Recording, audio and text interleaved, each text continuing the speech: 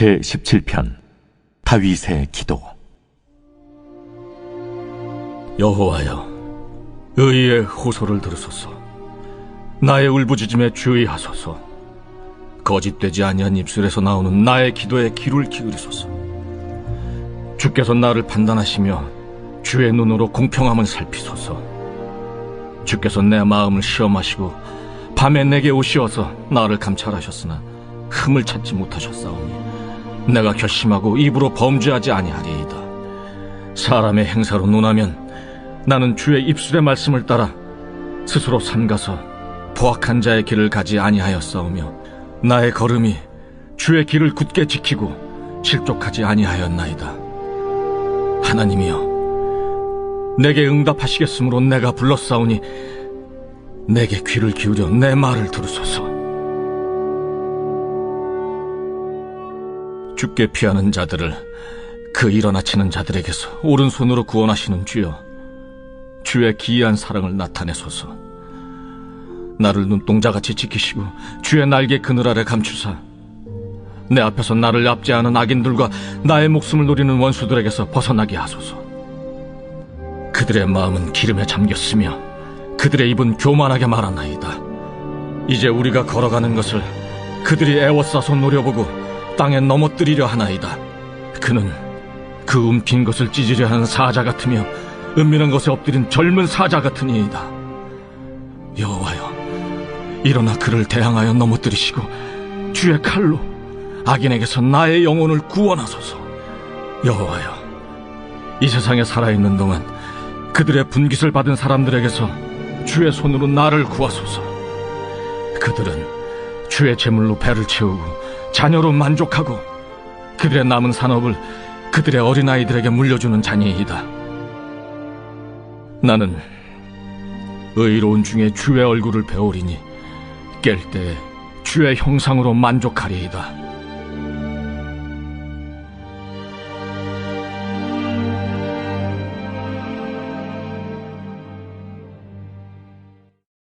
오늘 시편 17편의 다윗의 기도에는 뭔가 우리에게 없는 확신과 응답에 대한 절대적인 믿음이 있다는 것을 알 수 있습니다.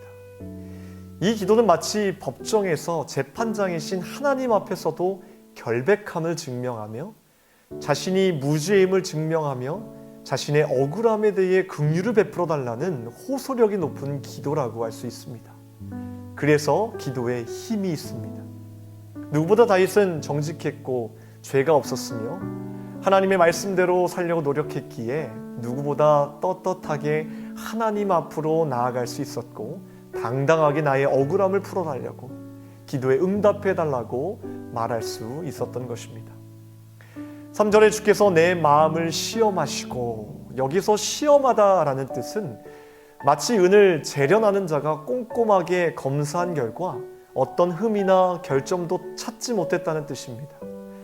자신의 무죄함을 하나님 앞에 정직하게 호소하고 있습니다. 그리고 또 더 나아가 결단합니다. 3절 후반부에 내가 결심하고 입으로 범죄하지 아니하리이다. 하나님 앞으로도 내가 결심하는 것은 입으로 범죄하지 않겠습니다 라고 선포하고 있는 것입니다. 참 멋있는 기도가 아닐 수 없습니다. 이 본문을 묵상하면서 이런 생각을 해봅니다.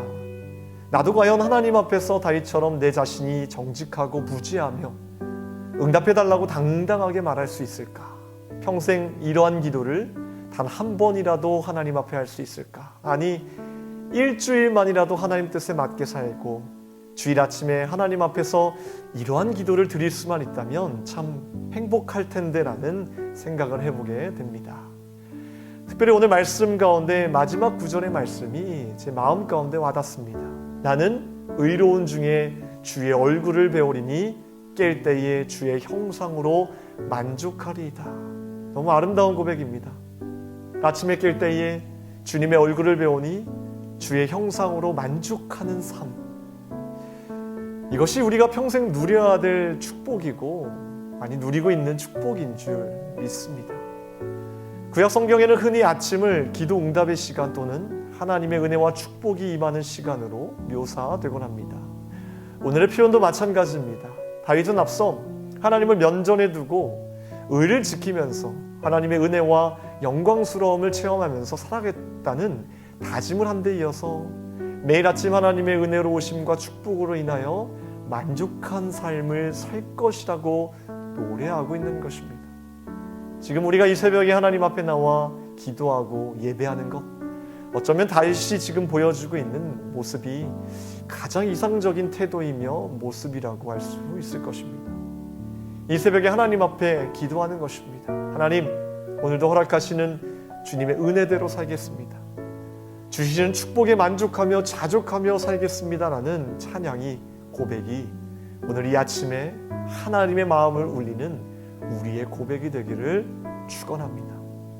지금 다윗이 누리고 있는 삶은 본인이 고백하듯이 하나님의 것을 받으면서도 물질적인 가치와 세속적인 가치만을 추구하며 감사하지 않고 은혜도 모르는 사람들과는 전혀 다른 삶을 살고 있다는 것입니다. 즉, 다윗의 삶의 자세는 하나님과 더불어 살아가며 하나님 형상 그 자체만으로 만족하는 삶이라는 것입니다. 썩어질 재물만을 추구하는 사람들과는 전혀 다른 삶을 살며 풍족하고 축복된 삶을 살고 있다는 고백입니다. 오늘 이 마지막 고백이 깊이가 있는 것은 단지 현재 자신의 상황에 대한 만족과 감사만이 아니라 앞으로 임하게 될 부활의 영광에 대해서 찬양하는 고백이라 더욱 깊이가 있습니다. 여기에서 깰 때에 해당하는 베아키치의 원형 쿠추는 본래 밤에 자고 아침에 깨어나는 것을 의미하는 일상적인 표현이기도 하지만 죽음 이후의 부활을 설명하는 단어로도 사용되기도 합니다. 다윗은 구약에서 희미하게 계시되고 있는 바로 그 부활신앙을 가지고 있는 자였습니다.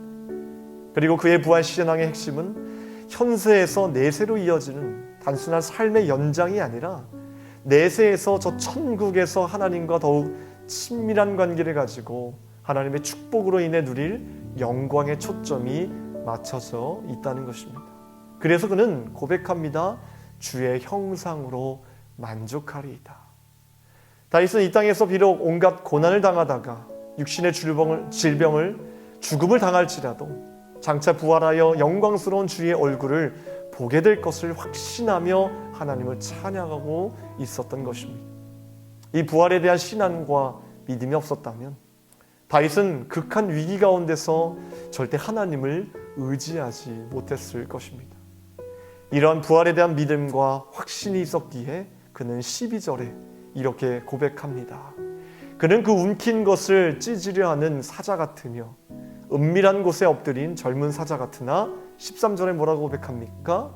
그럼에도 여호와께서 일어나 그를 대항하여 넘어뜨리고 나의 영혼을 구원하실 것이다 라고 고백할 수 있었던 것입니다.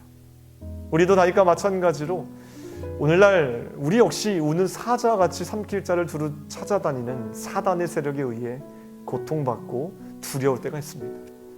하지만 이러한 고난 속에서도 일어날 수 있는 것은 부활에 대한 소망, 또한 정직한 자의 기도에 반드시 응답하시는 하나님에 대한 신뢰하는 마음이 있기 때문입니다. 오늘 이 아침에 이 새벽에 15절 말씀을 붙잡고 기도하십시오. 나는 의로운 중에 주의 얼굴을 배우리니 깰 때에 주의 형상으로 만족하리이다. 기도하겠습니다. 하나님, 주님의 형상으로 인해 우리가 날마다 아침에 깰 때마다 만족하고 감사한 삶을 우리가 살고 있다는 고백, 우리의 입술을 통해 고백되어질 고백인 줄 믿습니다.